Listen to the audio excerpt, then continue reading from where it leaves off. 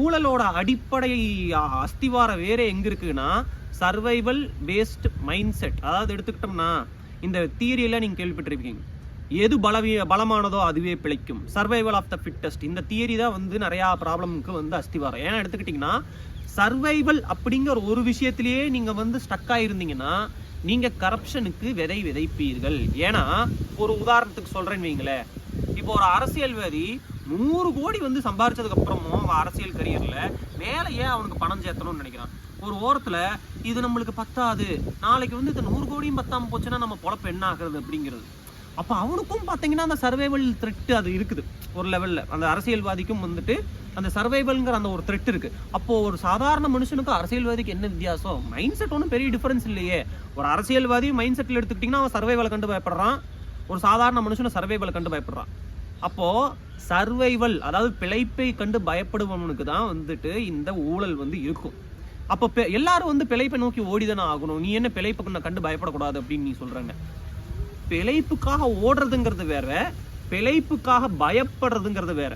இது ரெண்டுக்கும் இருக்கக்கூடிய வித்தியாசத்தை நீங்க புரிஞ்சுக்கணும். கரெக்டுங்களா? இப்போ பிழைப்புங்கிறது வாழ்க்கையோட ஒரு அங்கம் தான், நான் அதை மாற்றுக்கிறதே இல்லைன்னு நான் சொல்ல. Survival is an important element of life, அது மாற்றுக்கிறதே கிடையாது. சர்வைவல் வாழ்க்கையில் ஒரு மிகப்பெரிய அங்கம். ஆனா என்னுடைய கேள்வி என்னன்னா, சர்வைவல் மட்டும்தான் வாழ்க்கையோட அங்கமா? வளர்ச்சிங்கிறது என்ன?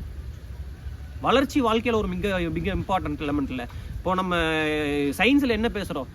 எவல்யூஷனை பத்தி பேசுறோம்ல. எவல்யூஷன்ங்கிறது என்ன? வளர்ச்சி, பரிணாமம். ஒரு மனிதனுக்கு பரிணாமம்ங்கிறது முக்கியம் இல்ல.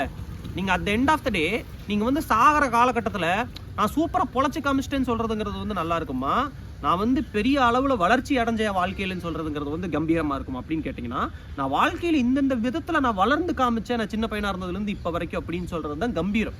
இப்போ அப்துல் கலாமே ஒரு எக்ஸாம்பிள் எடுத்துக்கோ. அப்துல் கலாம் வந்து மற்றவங்கள மாதிரி வந்து ஒரு நார்மலான கரியர் எடுத்து பொழைச்சு காமிச்சிருக்கலாம். ஆனால் அப்படி பொழைச்சு காமிக்கிறது சாமர்த்தியமா, இல்லை வந்து ஒரு நார்மலான குடும்பத்திலேருந்து பிறந்த ஒரு பிரசிடெண்ட்டாக நான் வந்து செத்தேங்கிறது சொல்கிறது வந்து கம்பீரமா? So we all know at some point that இந்த சர்வைவல் பேஸ்ட் மைண்ட் செட் தான் நிறையா ப்ராப்ளமுக்கான ஆதாரம். அப்போது க்ரோத் மைண்ட் செட் வேணும். இது ரெண்டுமே ஈக்குவலாக இருக்கணும். இதுதான் நான் உங்களுக்கு ஃபஸ்ட்டு சொல்ல போகிற தியரி. என்னன்னா, மக்கள் எப்போ இந்த சர்வைவல் மைண்ட் செட்லேருந்து வெளியில் வராங்களோ அப்போ கரப்ஷன் வந்து. இதுக்கும் கரப்ஷனுக்கு என்னடா சம்மந்தம் நீங்கள் கேட்பீங்க. ஃபர்ஸ்ட் எலமெண்ட் நீங்கள் இதை புரிஞ்சுக்கங்க. செகண்ட் எலமெண்ட் வரேன்.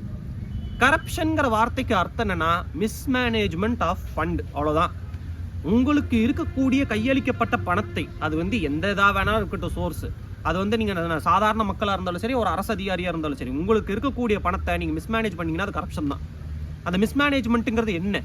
நீங்கள் வெறும் உங்கள் பொழப்புக்காகவே மட்டும் நீங்கள் அந்த பணத்தை வந்து நீங்கள் வந்து முதலீடு பண்ணிட்டு இருக்கிறீங்க பார்த்தீங்களா, அதுதான் கரப்ஷனுக்கான விதை. எப்படி